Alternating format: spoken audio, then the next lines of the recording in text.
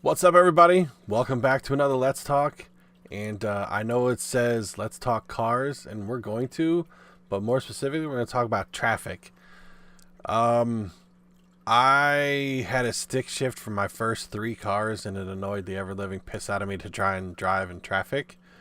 But one thing that I started to learn driving a stick shift is I may not be able to affect the traffic ahead of me, but I can definitely affect the traffic behind me. And what seems to kind of go completely over some people's heads because they only know 2 different ways of driving, but there's really 4. There's the driving the way you feel you deserve to be able to drive, driving the way you feel you need to drive, driving the way you ought to drive, and then driving the way others need you to drive. It's the latter that are 2 that are actually important. I can't tell you how many times, and I know that we've all experienced this, you're going 5, maybe 10 over, and there's some dick behind you that's just riding your bumper trying to get you to get out of the way. And if there's absolutely no other cars on the road, then you're both being an asshole. If there's no one in front of me, no one to the side, and no one behind me, it's just the 2 of us, and he's just on my ass, trying to say, they'd be like, you need to get over. He's a dick for being that way, and I'm a dick for being in the lane. Now, if it's a 2-lane road, obviously it's different, but, and I always thought that was weird. Shouldn't it just be a 1 lane? Like it's 1 way this way and 1 way this way? Because 2 lanes wouldn't be 2 lanes my way, 2 lanes the other way, but that's a 4 lane. But if you have 4 lanes of traffic, then isn't the traffic all on that side? But if you have 8 lanes and 4 lanes on this, I don't know. I always got kind of confused as how we came up with the terminology for all that. But anyway, my point is that if I'm going 70 miles an hour in a 60 mile an hour zone, and I'm trying to get past people, and I'm passing people on the right at a fairly decent rate, then you trying to sit there and get me to get out of your way so you can go 95, well, I'm passing people that I'm trying to go slower than as well. So chill out, because I'm not going to get over, slow to 40 so that you can go past me and then try and find a way to get back over. Like I'm going 10 over. If I was going a speed limit and clogging you up and barely passing people on the right, then yeah, I could see me being an ass. But if I'm passing people on the right at a fairly decent pace, chill the fuck out. I can't go any faster than the car in front of me, and just like you can't go any faster than the car in front of you. So just chill the fuck out. But people are like, I deserve to go faster, or my shit's more important. I need to be going 105 to get past the, well, you know what? You're trying to do it at the wrong time of day. Quit being a dumbass. And I mean, that's all that I see it boiling down to, is you're an idiot. If you have to do things at such a rate that's like, get the hell out of my way, maybe take the bus, because you're gonna get someone hurt. And I was trying to look up a video earlier, and it was basically the traffic ripple effect. And look it up. It's actually some kind of interesting shit that goes on.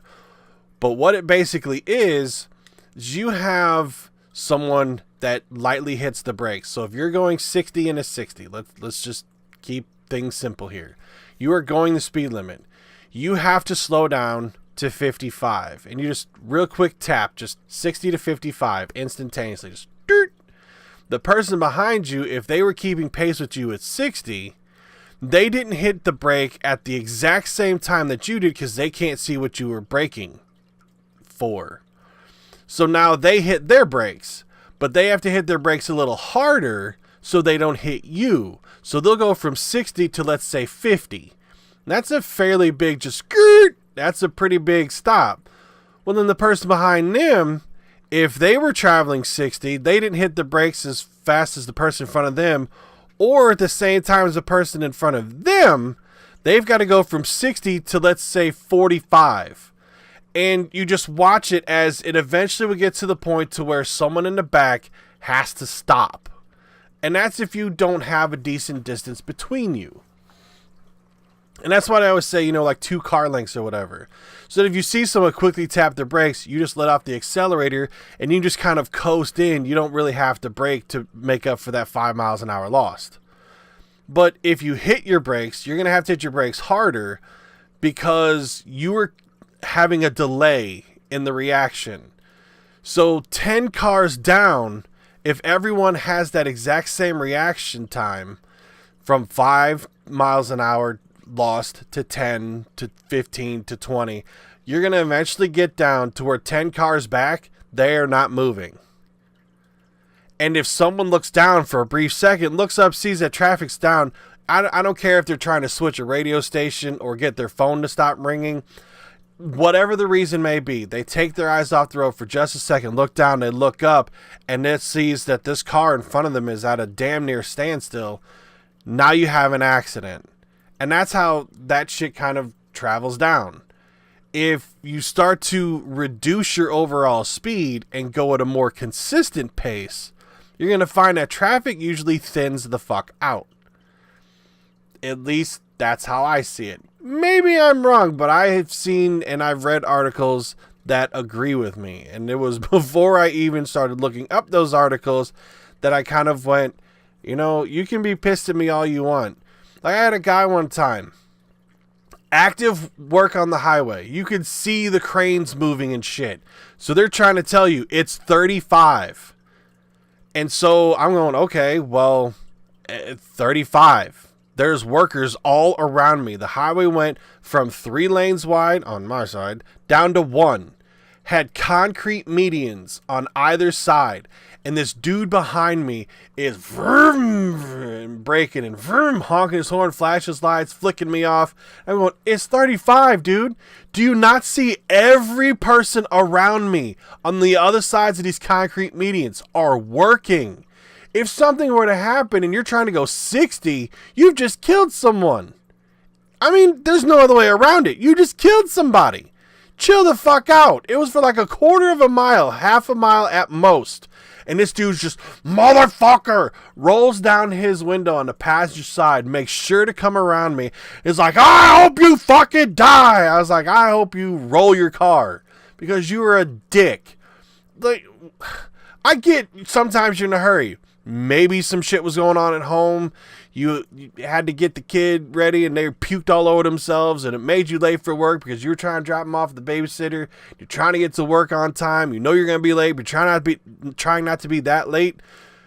The more panicky you get, the worse it's going to become. And I mean, that's life. Like shit goes downhill south, but at what point do you just chill the fuck out and go, I'm just here in traffic. There's nothing I can do about it. It's not like you can sit there and have, like on Mythbusters where they had that big, huge plow that would just start dividing traffic. You just can't drive one of those down the middle of the damn highway. It's not going to happen. So getting pissed off at traffic and whatnot is kind of insane. And don't even get me started on those fuckers that, for some reason, their cars aren't installed with the little lever on the left side of the steering wheel. Maybe the right side for those of you across the pond or whatever. But use your goddamn turn signal. It's not that fucking hard. But, I mean, at what point do you just sit there and go, yep, that's kind of dumb. I mean, are we really that kind of self-entitled? Are we really to the point to where we have these kinds of thoughts of, no, I will not. This is how it goes. And I also understand that I'm talking about a very specific sense. There is a time where you have congestion or you have the people that need to get onto the highway and then that lane has to slow down. Well, then people try and get over to the next lane because that lane slows down and they don't want to slow down. And then that lane starts to clog up and they slow down, so then the next one goes. I mean, that again goes kind of along the same lines, even though that's more of an extenuating circumstance. But it goes along the same lines of if you pace yourself or people are coming up ahead of time, do what they normally do on 4-lane roads, like where you have the right lane for people to get onto the highway and you move over to the left so they can get on. And once you pass them, you can move back over.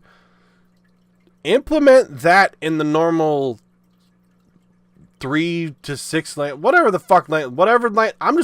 We're talking lanes on your side. When you have 3 or more lanes of traffic, utilize that. Just move over a bit. You know, you don't have to be in the lane where they are unless that's your exit. And if it's just kind of how it goes, like, just chill the fuck out. I mean, you're going to get home. Just don't drive like an asshole and you get home in one piece and not in a white box with lights and sirens. I don't know. Any thoughts, opinions? Am I a little bit too ignorant to this? Or am I just trying to preach logic where logic doesn't exist or whatever? I mean, let me know. Chuck that shit in the comments. If you made it this far, give you and the video a thumbs up. And thanks for stopping by, you guys. I appreciate it.